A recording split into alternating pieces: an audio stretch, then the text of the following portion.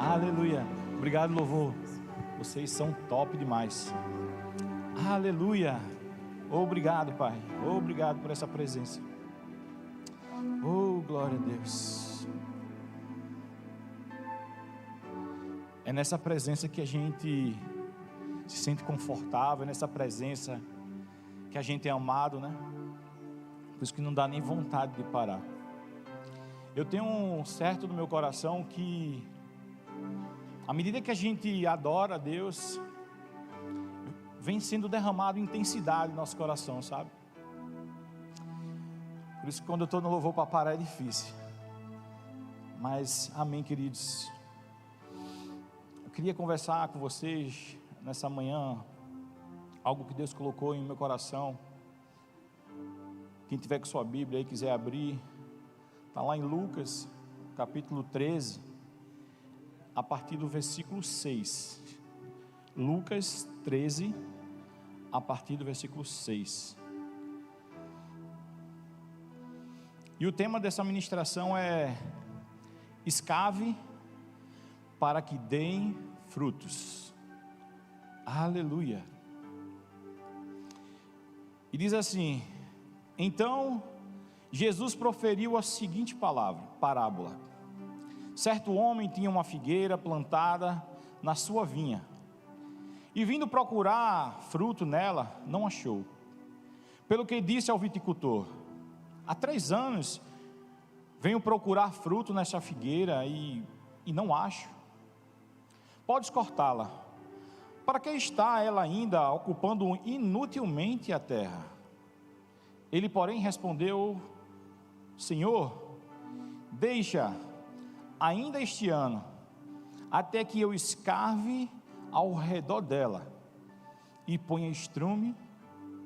Se vier a dar fruto, bem está; se não, mandarás cortá-la. Aleluia. Eu estava lendo essa passagem e algo me veio assim, do nada, né? A linguagem dos jovens, do nada, uma parábola assim. E eu disse: como assim? Eu preciso entender o contexto, o porquê que Jesus ele fala dessa parábola. E aí eu voltei um pouquinho, né, no capítulo, para os primeiros versículos. E aí eu comecei a entender. Aí eu vou voltar um pouquinho para vocês entenderem aqui. No versículo 1 diz assim: naquela mesma ocasião, chegando alguns, falavam a Jesus a respeito dos galileus, cujo sangue Pilatos misturara com o sacrifício que os mesmos realizavam. Ele, porém, lhes disse: pensais que os galileus eram mais pecadores do que todos os outros galileus, por terem padecido essas coisas? Tipo, Jesus pergunta: vocês pensavam que por conta disso eles eram mais pecadores? Não era, vou-lo afirmo eu. Se, porém, não vos arrependerdes, todos igualmente perecereis. Ou cuidais que aqueles 18, sobre os quais desabou a torre de Siloé e os matou, eram mais culpados que todos os outros habitantes de Jerusalém? Não eram, eu vos afirmo. Mas se não vos arrependerdes, todos igualmente perecereis. E aí eu fiquei pensando assim, mas tipo, aqui vem falando sobre arrependimento, e do nada embaixo vem falando sobre a figueira que o Senhor quer arrancar. E aí eu disse: não, eu preciso voltar um pouquinho mais, porque ele começa o primeiro versículo dizendo assim: naquela mesma ocasião. Então existia uma ocasião. E quando você vai para o capítulo 12 de Lucas, você vai começar a entender por que ele estava falando isso. Porque no capítulo 12, Jesus vem falando sobre os sinais do tempo, que o mundo estava para acabar, que as coisas estavam acontecendo. E aí naquela ocasião, chega alguns para Jesus e tem a brilhante ideia de fazer um comentário sem noção. Os caras começam a conversar ali com Jesus e dizem assim: ó, Jesus, rapaz, aqueles caras ali devem estar numa bronca, viu? Os caras deviam estar pecando virado, porque a torre cair e matar os 18 caras. Isso aqui é um desastre, querido, que aconteceu naquela época. Essa torre ela veio a ruir, e 18 pessoas foram mortas naquela situação. E aí esses caras, achando que estava abalando, falando para Jesus, dizendo assim: Jesus, esse cara era pecador demais, o Senhor está falando de final dos tempos, e aqueles caras deviam não estar prestando para nada, porque aí foi morto. E aí Jesus pergunta para eles: vocês acham que aqueles que foram mortos ali tinham mais pecado do que os outros galileus? Você tem certeza disso? E aí as coisas começaram a clarear no meu coração. Eu comecei a entender o porquê Jesus chegou com aquela parábola. Porque na verdade, querido, quando a gente fala em final dos tempos, muitas vezes a gente fala para as pessoas: está chegando o final dos tempos, começa a consertar a tua vida. Mas aí Jesus disse: para de falar para os outros consertar a vida, começa a cuidar tudo da tua própria vida. Será que você tem convicção do que você está vivendo? Será que você está vivendo de fato como Deus quer que você viva?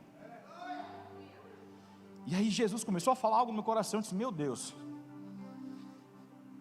E aí ele começa a falar sobre essa parte da figueira. É muito engraçado a gente pensar que um homem tinha uma vinha, ou seja, um terreno cheio de videiras plantadas, ele trabalhava com aquilo e tinha alguém que tomava conta. Mas aquela pessoa que tomava conta, inclusive, mais na frente eu entendi, que ele colocou culpa nele mesmo. Ele disse: Senhor, deixa que eu faça, como se antes ele não estava fazendo. Ele diz: me dá um ano, Senhor, que eu vou escavar, eu vou colocar estrume, e se der fruto, fica, se não der, o Senhor arranca. Ele assumiu ali a culpa, e aí eu achei honroso. Muitas vezes, querido, a gente quer descartar pessoas, mas você não tentou fazer nada por ela. Às vezes a gente tem um costume de dizer: não, mas fulano não tem jeito não, é não sei quantos anos dentro da igreja, o cara chegou agora, aí está todo troncho, esse cara não pode estar nem aqui. Mas você cavou ao redor, você alimentou aquela pessoa, você pegou ela no braço, para dizer assim: não serve para nada? E aí Deus começou a falar comigo. Eu disse: Senhor, é verdade, e o Senhor me chamou para isso. Eu quero cuidar, eu quero cavar, eu quero derramar estrume, eu quero ver crescer. Porque, querido, não faz sentido o evangelho sem o desejo de ver a mudança na vida das pessoas. Não existe evangelho sem mudança de vida, querido. E como é que eu vou dispensar as pessoas, descartar as pessoas, sem antes tentar ajudar a chegar onde Deus quer que ela chegue? E aí Deus foi tratando comigo. E aí eu comecei a olhar, e eu queria que você dissesse para a pessoa que está do seu lado: um dia você foi figueira.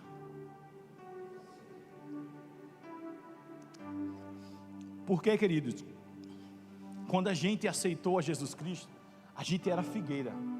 A gente chegou num terreno onde não tinha nada a ver com a gente. As uvas estavam ali dando fruta, estava dando vinho, estava dando alegria, e você chega como uma figueira, um negócio que não tem nada a ver. Um dia você foi essa figueira.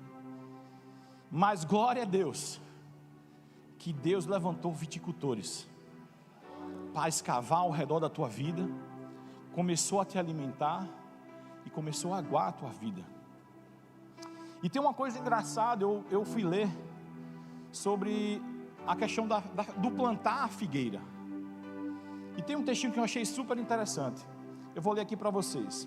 Após o plantio, alguns cuidados são necessários para que a árvore se desenvolva. Entre eles, a poda das folhas e a adubação. Além disso, é importante capinar as ervas que crescem em volta da planta. Podar a planta é importante para controlar o crescimento da árvore e sua produção. A adubação, por outro lado, levantará nutrientes do solo, e também é aconselhável regar bastante a planta, principalmente no calor. Cara, quando eu li isso aqui, isso é uma pregação. Eu disse: caramba, isso tudinho. Antes de você descartar alguém, querido, cave ao redor, polda. E outra coisa, começa a arrancar as ervas daninhas que nascem ao redor.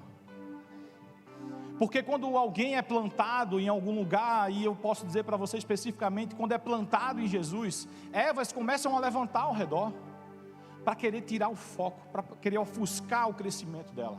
E eu e você, como viticultor, a gente precisa se posicionar, e começar a parar, podar essa árvore, para que ela cresça saudável, para que ela cresça com direção, para que os frutos delas possam ser evidentes. E aí eu e você vai começar a fazer o papel que nesse momento Jesus estava chamando a atenção para aqueles caras que estavam falando mal dos que tinham morrido. Ele disse: ao invés de tu estar falando mal do irmão, achando que ele estava em pecado e ele morreu por isso, porque muitas vezes, querido, a gente olha para uma pessoa, eu vou me colocar, não quero colocar você, mas a gente olha para as pessoas e acha que ela está padecendo por algum problema, porque ela está no pecado, porque ela vive errado. Não é sempre assim. É fato que o pecado ele traz consequências, isso é muito verdade, a gente precisa pregar isso. Mas existem situações, queridos, que não tem nada a ver com pecado. Tem pessoas que acham, não, porque o irmão está doente, está em pecado. O irmão está passando por um aperto financeiro, está em pecado. O irmão, sei lá, não dá certo nada do que faz. O ministério não progride. Esse cara vive em pecado. E a gente tem um costume de querer julgar, irmão. E eu vim aqui nessa manhã, como boca de Deus, para dizer para você: ei, eu não posso dizer que as pessoas estão em pecado, porque quem sou eu para julgar o pecado das pessoas? O que eu preciso é pegar na mão dela e dizer assim: ó, vamos caminhar comigo? Vamos, porque eu quero te ajudar, querido. E eu achei super interessante, porque quando o Senhor chega na vinha e ele diz: ó, já tem 3 anos que eu procuro alguma coisa nessa vinha, algum fruto, e nada me é dado. Faça o seguinte, arranca fora. E o dono da vinha, querido, é Deus. Você já parou para pensar se Deus tomaria essa atitude de arrancar alguém fora? Você acha que de fato o dono da vinha queria arrancar aquela figueira fora? Ele disse que ele mesmo plantou, só que ele deixou alguém responsável para cuidar, para tratar, para poder dar fruto. Queridos, o Senhor da vinha não queria arrancar a figueira fora. O que ele queria era instigar no coração do cara e ele trazer a responsabilidade: ei, vamos fazer o seguinte, não presta não, arranca fora. Não, Senhor, não, me dá 1 ano, porque eu não fiz nada. Isso me remete quando Moisés, ele está lá no deserto e Deus diz assim: ó, eu vou matar esse povo, organiza tudo porque eu vou fulminar ele, e a partir de você, eu vou começar um novo povo. E aí Moisés faz: não, Senhor, o Senhor vai matar o teu povo? Naquele momento, querido, Moisés várias vezes disse para Deus: Deus, fulmina esse povo, porque eu não aguento mais. E aí Deus disse assim: tá certo, você quer que fulmine? Vamos fazer o seguinte, prepara tudo que eu vou matar todo mundo. E aí Moisés naquele momento sentiu o impacto, porque, meu querido, eu não sei você, mas se Deus disser para mim assim: ó, vou matar uma pessoa, eu vou querer dizer assim: Senhor Deus, eu estou aqui para cuidar dela. Isso vai doer no meu coração, porque eu tenho o Espírito Santo de Deus, e eu sou cristão, eu tenho Deus em minha vida, e eu não quero ver ninguém morrendo.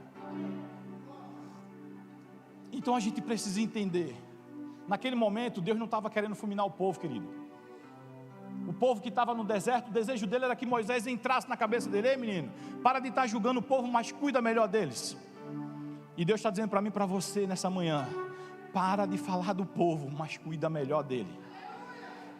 Cuida melhor do teu irmão. E aí você pode estar dizendo: não, mas eu não sou pastor, mas eu não sou líder de ministério. Ei, o chamado é para todos.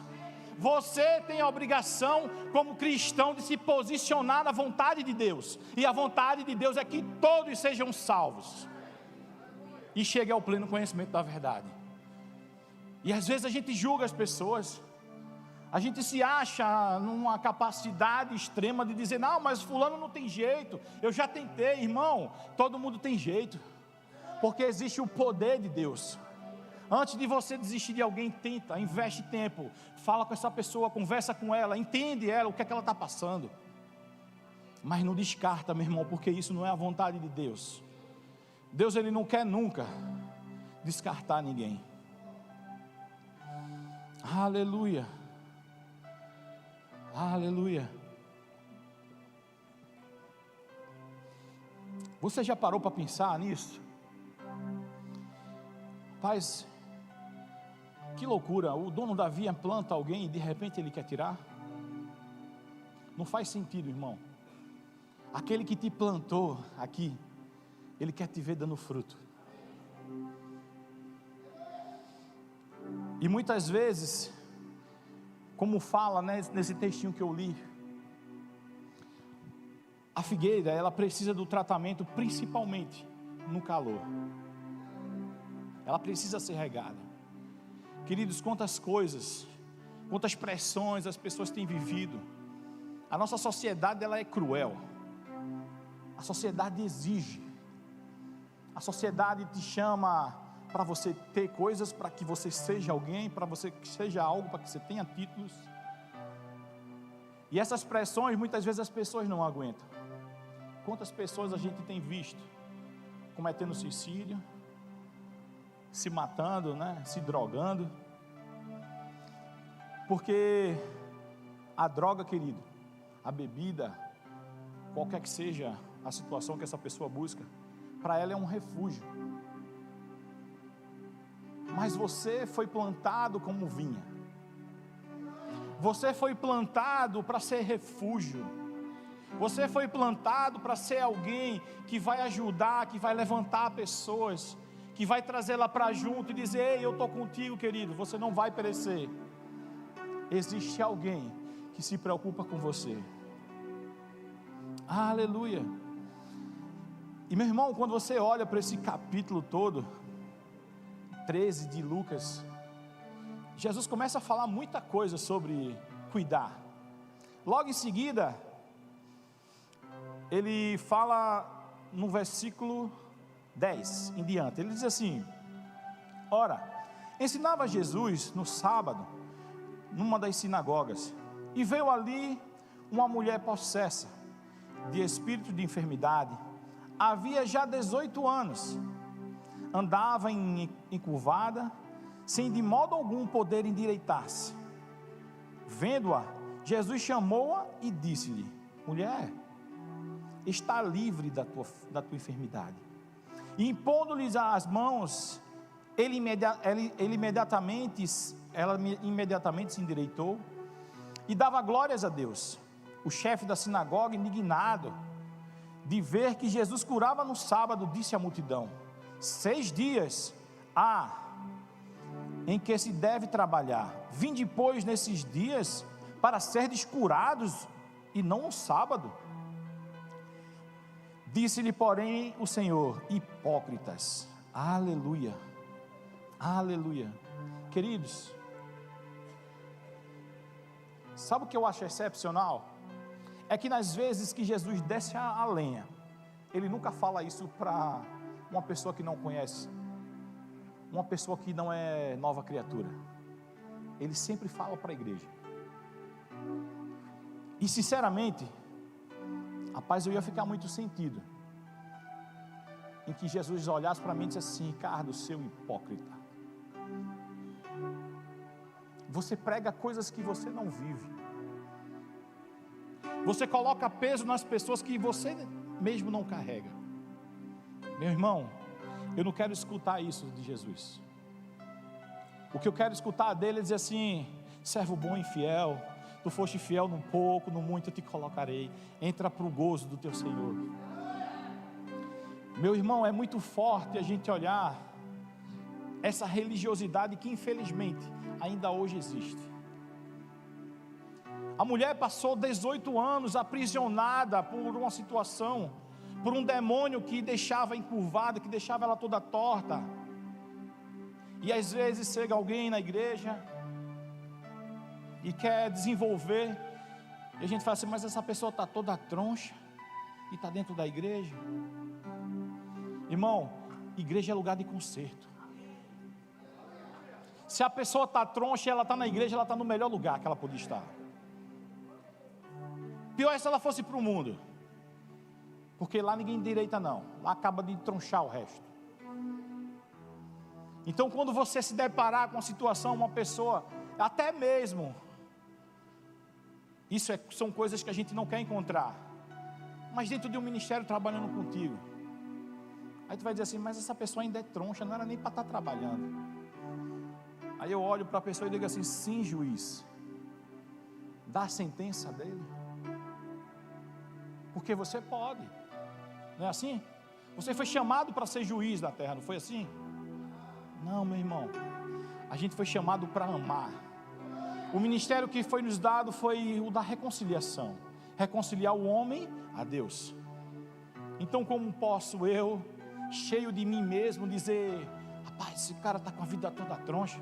Abraça o cara, irmão, anda com ele. Se precisar andar 2 milhas, anda 4. Vai adiante, vai mais além. Supera os teus limites, trata a tua paciência e se enche de amor.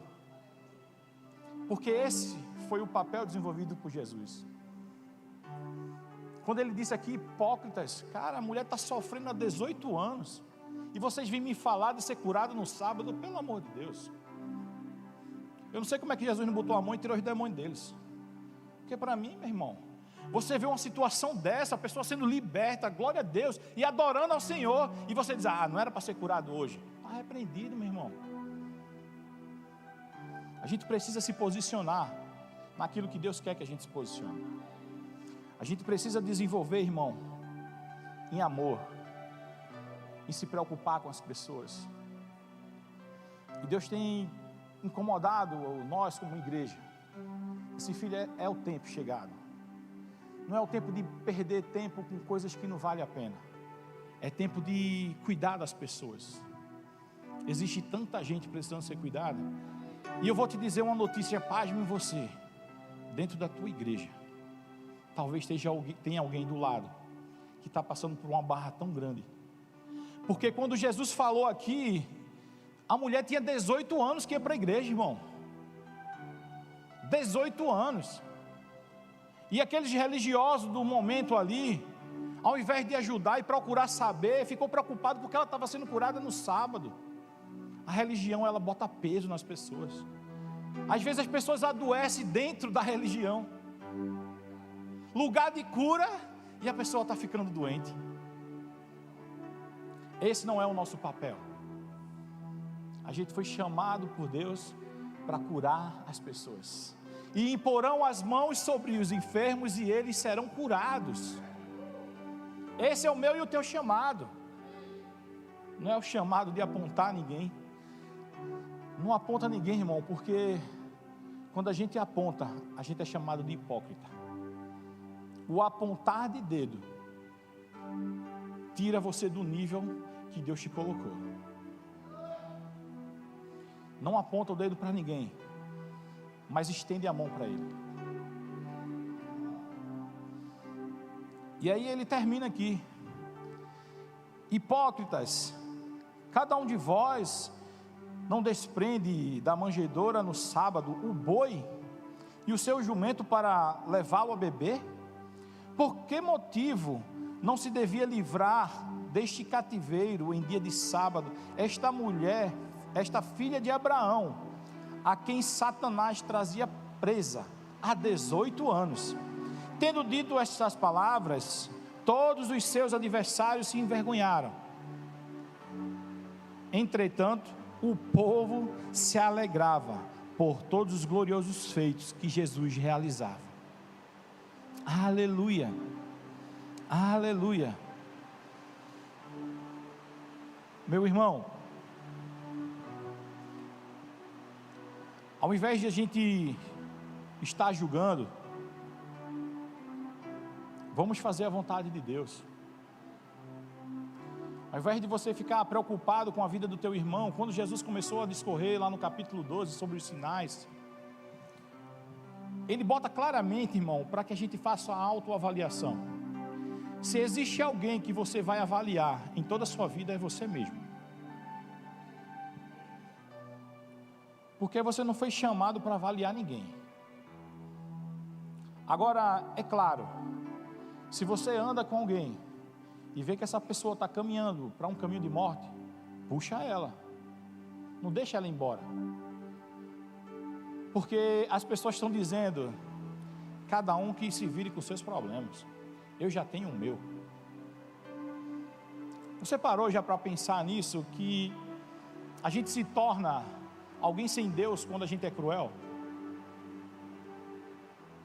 Porque quando eu me preocupo apenas com a minha vida, eu estou dizendo para Jesus, ó, o teu sacrifício só valeu para a minha vida, os demais para mim dá igual. Então chegou o tempo da igreja se mover nos dons ministeriais para ajudar ao corpo crescer. O reino está sendo estabelecido e eu quero me ver como participante disso. Não adianta eu ler tanto a Bíblia como esses religiosos, conhecia tanto, sabia tanto da letra, mas para ele pouco importava a vida dos outros. Deus está te chamando para uma responsabilidade maior. Deus está te chamando com aquela obrigação que o viticultor se sentiu naquele momento. Você precisa se sentir como ele e dizer assim: Senhor, me perdoa, me dá só mais um ano que eu vou cuidar dessa figueira que está toda troncha, que está toda errada. Me dá mais um ano, Senhor, me dá mais um tempo para eu desenvolver o meu ministério, para eu desenvolver o meu dom, para eu desenvolver o meu chamado. Senhor, me dá tempo para eu cuidar de pessoas. Eu não quero ver ninguém indo embora para o abismo e ficar tranquilo com a minha salvação. Meu irmão, se eu tivesse preocupado apenas com a minha salvação, eu era o homem mais egoísta desse mundo. Porque esse lugar de salvação é maravilhoso, mas eu não quero ir sozinho. Eu quero levar os meus irmãos, eu quero levar as pessoas junto comigo. Eu quero fazer uma festa grande. Eu gosto de festa. Eu acho que eu sou raciado com esse povo judeu. O povo judeu gostava de festa, meu irmão, de brincar, de pular, de dançar. Eu quero levar uma turma grande. E se depender de mim, meu irmão, quem passar por mim eu vou arrastar, feito Paulo. Todas as pessoas que tiveram contato com Paulo foram ministradas. Quantas pessoas têm sido ministradas pela tua vida? Quantas pessoas têm escutado sobre o amor de Deus através de você? E quando eu digo quantas pessoas têm escutado sobre o amor de Deus, não é apenas falar para elas, é amar essas pessoas. Porque amor, ele é muito mais atitude do que palavras. O próprio Deus disse que aquele que me ama, ele guarda os meus mandamentos. Guardar não é decorar. Guardar é viver uma vida segundo os mandamentos de Deus. Então eu não posso demonstrar para as pessoas que amam, apenas dizer assim: ó, irmão, eu te amo. Porque a coisa mais fácil desse mundo é falar eu te amo. É uma frase até curta. Mas amar de fato é longo. Falar é curto, mas viver é longo. E Deus está te chamando: ei, é tempo de amar. Para de ficar se preocupando apenas com tua vida. Ah, Ricardo, mas eu tenho tanto problema que tu nem sabe. E eu também não tenho não. O pastor Márcio não tem nenhum problema. Glória a Deus por isso. Mas ele se preocupa com você. Então, meu irmão, vamos copiar o nosso Senhor Jesus Cristo. Jesus Cristo, talvez na época dele também tinha muita coisa para resolver, mas ele disse que só queria fazer o que era a vontade do Pai dele. Ele não queria fazer nada que fosse apenas a vontade dele. Quando a gente entende esse amor, a gente não consegue mais se manter inerte diante de pessoas indo para o abismo. Quando a gente olha para pessoas, e cara, eu vou dizer para você, eu ando com bastante gente, pessoas cristãos que não são, nova convertida, velha convertida, mas como é bom a gente ver o crescimento das pessoas. Sabe, quando eu entrei aqui, uma das coisas que o pastor Márcio falou para mim que mais me marcou foi que ele gostava de ver o crescimento das pessoas. E ele dizia que se alegrava com isso. E eu entendia superficialmente sobre isso. Mas hoje eu tenho vivido, sabe, um tempo, e que eu tenho visto pessoas crescendo. Cara, como é bom. E sabe o que é melhor ainda? É quando a gente participa desse crescimento. Quando você que é pai e mãe olha para o seu filho e vê ele evoluindo, e vê ele crescendo, você faz, uau, como Deus tem mudado a vida do meu filho, como Deus tem projetado. Ontem eu fiquei muito feliz.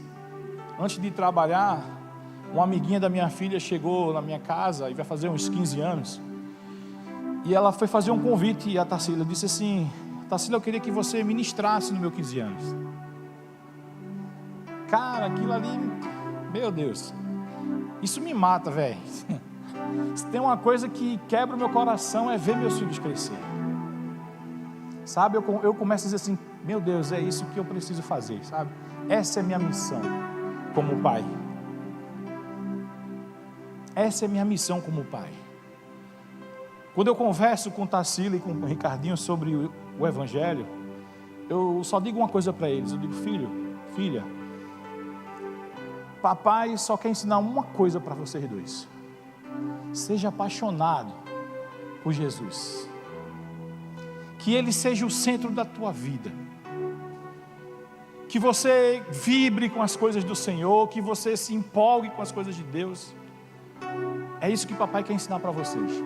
Se vocês aprenderem isso, papai já pode morrer tranquilo. E aí quando ela recebe um convite para ministrar, irmão, eu digo: Jesus, é isso que eu quero ver, sabe? Eu quero ver meus filhos envolvidos. Eu quero ver meus filhos entrar nos 15 anos de um amigo, não para beber, tomar cachaça, e nem para ficar dançando dancinhas sensuais.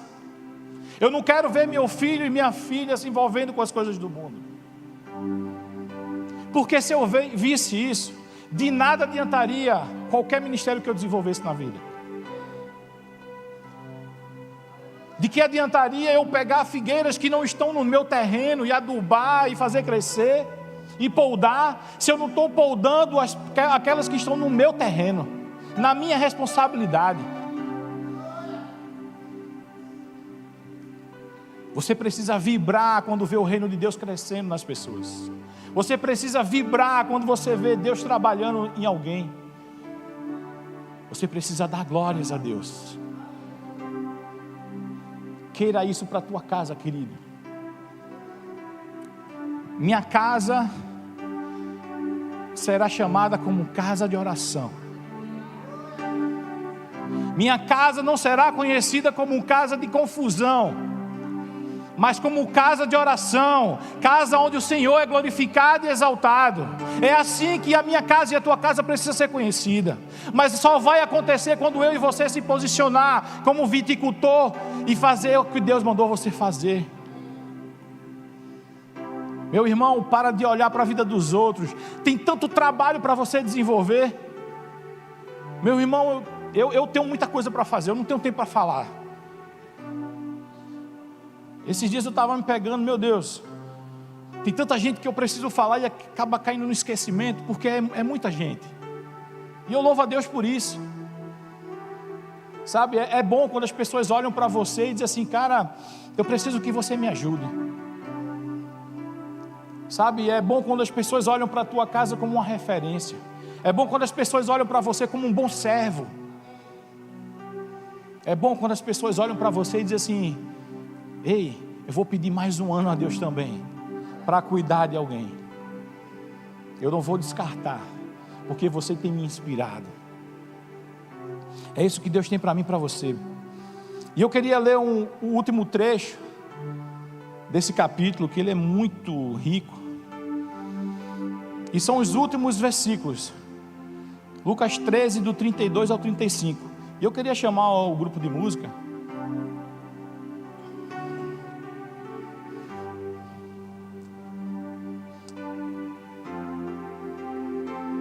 Aleluia.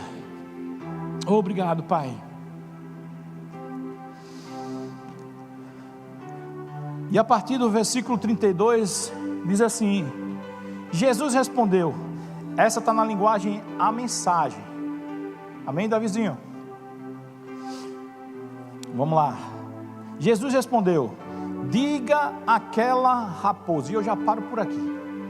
Você sabe de quem Jesus estava falando? Diga para aquela raposa. Herodes. Herodes, ele era um rei judeu que estava a serviço de Roma. Cara, se o cara é rei judeu, subentende que esse cara conhece sobre as coisas do reino de Deus. Mas Jesus se refere a ele, diga para aquela raposa que eu não tenho tempo para ele agora. Aleluia. Sabe o que Jesus estava dizendo aqui? Diga para a religião, diga para os religiosos, eu não tenho tempo para vocês. Eu não estou preocupado com o que você pensa sobre o que eu vou fazer. Se eu vou curar, se eu vou libertar, pouco me importa o que você pensa, mas eu vou fazer a vontade do meu Pai. Amém. Ele estava dizendo para Herodes, pouco me importa a tua patente. Eu não estou preocupado se tu tem igreja grande, se tu é um religioso melhor do mundo que existe. Para mim pouco importa isso. Importa são as vidas das pessoas. Importa eu ganhar pessoas para o reino do meu Pai. Eu não estou nem aí para você, Herodes. Hoje e amanhã estarei ocupado, expulsando o demônio e curando doentes. Depois de amanhã, concluo o meu trabalho. Além disso, não é adequado um profeta morrer fora de Jerusalém. Jerusalém, Jerusalém, assassina de profetas, que agride os mensageiros de Deus. Quantas vezes desejei reunir seus filhos como faz a galinha, que mantém seus pintinhos a salvo debaixo das asas, mas você se recusou e me virou as costas. Agora é tarde demais, você não vai me ver outra vez até o dia que disser, bendito é aquele que vem em nome de Deus. Cara, que forte esse texto, porque eu vejo que Jesus está direcionando isso para um grupo de religiosos. A pessoa que era para estar falando dele, ele está dizendo, eu não tenho tempo para você. A pessoa que era para estar exaltando o nome de Deus, pela pessoa de Jesus Cristo, estava virando as costas. Por um momento, ele diz, eu queria trazer vocês, feito a galinha traz os pintinhos para debaixo das asas. Você sabe que nessa época aqui, o povo judeu estava dominado pelos romanos. E Jesus está dizendo aqui, eu queria tanto cuidar de vocês. E Deus está dizendo para nós nessa manhã, eu quero tanto cuidar de vocês, mas vocês estão preocupados em obter títulos, vocês estão preocupados em comprar carros, vocês estão preocupados em comprar casas, vocês estão preocupados em responder à sociedade o que ela te pede, mas eu quero tanto cuidar de vocês, mas vocês não querem. E aí ele está dizendo aqui, e eu quero abrir esse parêntese aqui, para se existe alguém aqui que não conheceu Jesus, ele está dizendo para você, filho, eu quero cuidar de você, eu plantei pessoas dentro dessa igreja para cuidar de você, eu estou capacitando pessoas para amar, pegar na tua mão, porque eu estou dizendo para vocês nessa manhã, não espera chegar aquele dia, para que você obrigatoriamente tenha que se ajoelhar e se prostrar. Mas Deus está disponibilizando para você hoje uma rica oportunidade. E está dizendo assim, filho, se você está aqui, eu não sei como é que está a tua vida, filho, mas eu quero cuidar de você. Não importa como você chegou, não importa como está caminhando, não importa para que caminho você está seguindo, eu quero dizer para você que eu quero cuidar de você. E eu já estabeleci muitos viticultores para cavar ao seu redor e para te fazer dar fruto. Ele está dizendo, vai chegar o tempo que todo mundo vai ter que se prostrar e adorar a Deus. Mas eu não quero que você espere esse tempo para que você não perca tudo aquilo que eu construí sobre a sua vida. tudo aquilo que eu planejei, que eu escrevi sobre a tua vida. O que eu quero é que você entenda agora e comece a desfrutar, porque o céu começa na terra. Os filhos de Deus, eles vão desfrutar das coisas de Deus aqui na terra. Não espera chegar lá, porque todo mundo que representa Deus, aonde passa, vive as coisas de Deus. Aqueles que representam algum estado, algum país, ele vai viver acerca das coisas que se vive naquele país. E Deus está te chamando nessa manhã. Essa manhã é uma manhã que Deus está, eu vou dizer para mim mesmo, Ele está me alertando como viticultor, para cuidar da tua vida. E para quem estiver disposto a escutar também, Ele está falando: ei, estou preparando vocês para cuidar de pessoas. Se você acredita que vale a pena, se você acredita que isso é para você, abre o olho, irmão. Vamos amar pessoas. Deus me deu uma frase enquanto eu lia isso aqui. Ele disse assim: enquanto você não fechar os seus olhos carnais, você não verá a presença. Você precisa fechar os teus olhos para as coisas naturais. Você precisa fechar os teus olhos para olhar o pecado dos outros. Você precisa fechar os teus olhos sobre o mundo, sobre o que o mundo te oferece, para que você veja a presença de Deus se manifesta na tua vida. E Deus está te dando essa oportunidade hoje, nessa manhã.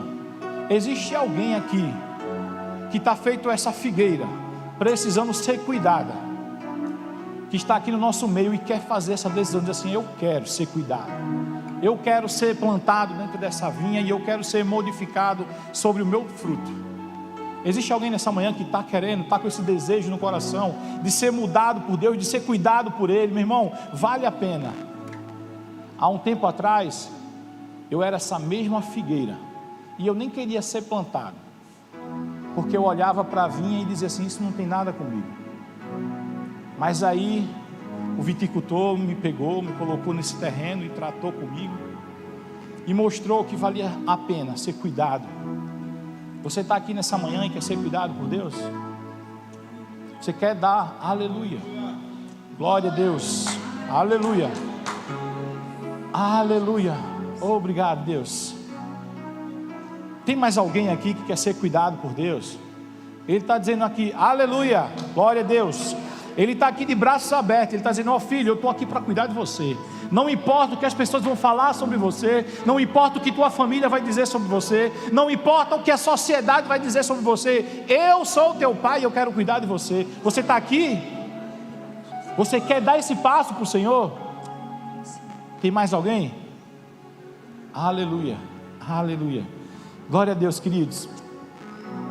Eu queria que essas pessoas que levantou a mão viessem até aqui, para a gente orar por você.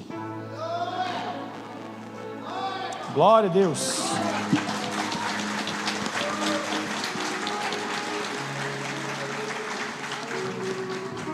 Tem mais alguém? Aleluia. Glória a Deus. Obrigado, Pai. Aleluia. Pastor, ora por ele. Aleluia, glória a Deus. Estende tuas mãos para cá, fecha teus olhos. Pai, nós te louvamos e te bendizemos pela vida do meu irmão querido. Eu vejo, Senhor, uma transferência de legados. O que o Edmilson viveu, Senhor, ele vai viver aqui na terra. Obrigado, Senhor, que eu vejo o irmão Edmilson fazendo festa no céu. Ele celebrando com os anjos, com a pessoa de Jesus. Obrigado, Espírito Santo. Nós recebemos Ele com alegria, Senhor. Nós recebemos Ele com alegria, Jesus. Um novo tempo, uma nova estação, um novo entendimento de tudo que se passa, de tudo que está acontecendo. Obrigado, Pai, pela vida do meu irmão querido. Em nome de Jesus. Amém.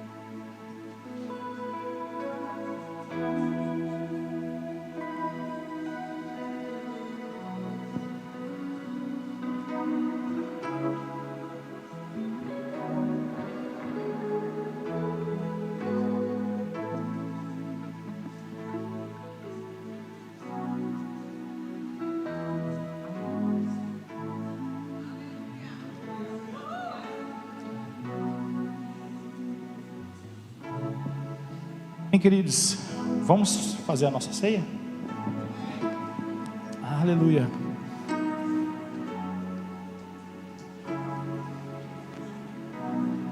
Irmã Noêmia, vem para cá para cear com a gente. Aleluia. Obrigado, Jesus. Obrigado, Jesus.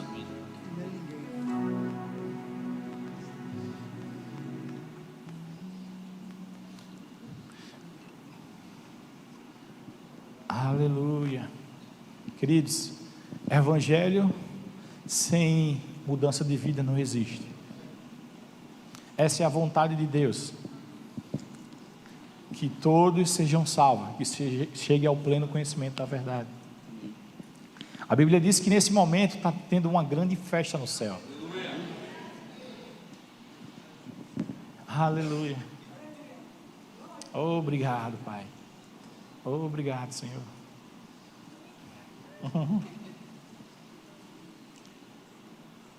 Coisa boa.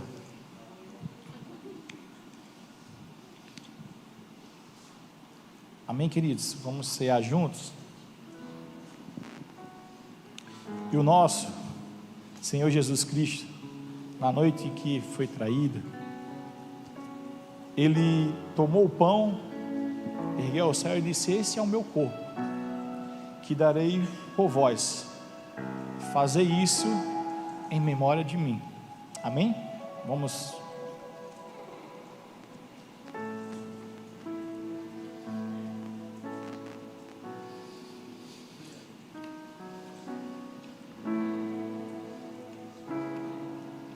Da mesma forma, ele pegou o cálice e disse: esse é o cálice da nova aliança. Fazer isso em memória de mim. Amém? Vamos tomar o cálice? Aleluia. Obrigado, Deus. Obrigado, Pai. Queridos, é tempo de você cuidar de pessoas. É tempo de você disponibilizar a tua vida e fazer a vontade do Pai. Amém? Que Deus abençoe vocês, em nome de Jesus, na prática dessa palavra.